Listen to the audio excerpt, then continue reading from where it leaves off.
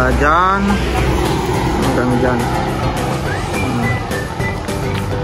So ayan siya.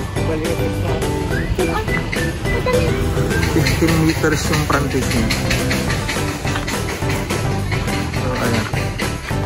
So pader hanggang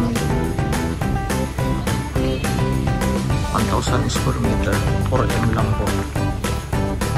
Ang commercial na po ito. Mura na po ito, commercial na. Ay, murang-mura na. So, ayan po, papasukin natin itong bahay na kasalukuyan pong ginagawa. Ayan, makikita po natin may kaluwangan ito. Ayan, kasalukuyan po silang nagpipintura. Ayan, may tiles na rin siya. Ayan po. Pwede po itong gawing bahay o kaya pwedeng gawing commercial purposes po ito. Kaya po nang makikita nyo, itong property po nito is tutok po mismo sa National Highway. Meron po itong 15 meters na frontage po niya. Lahat po ito ay nakabakod ng concrete. Kaya hindi na po natin po problemahin po yung perimeter fence niya kasi po ito ay nakabakod na mismo.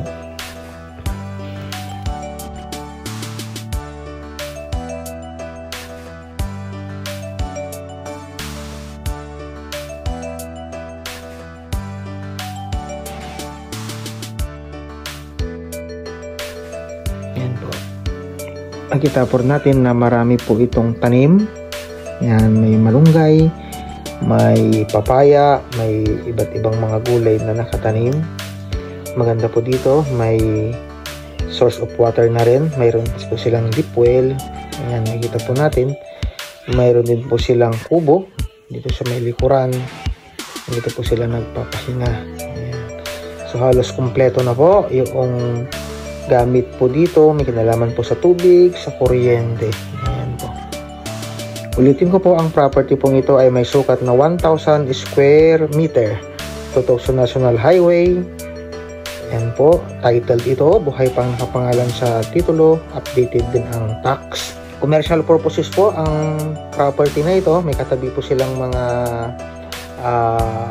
business po na mga pwesto. May restaurant sa tabi niya.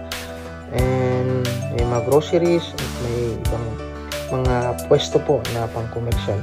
Ang price po 4,000 per square meter or 4 million po ang price nito. Pero take note po, negotiable pa po ito.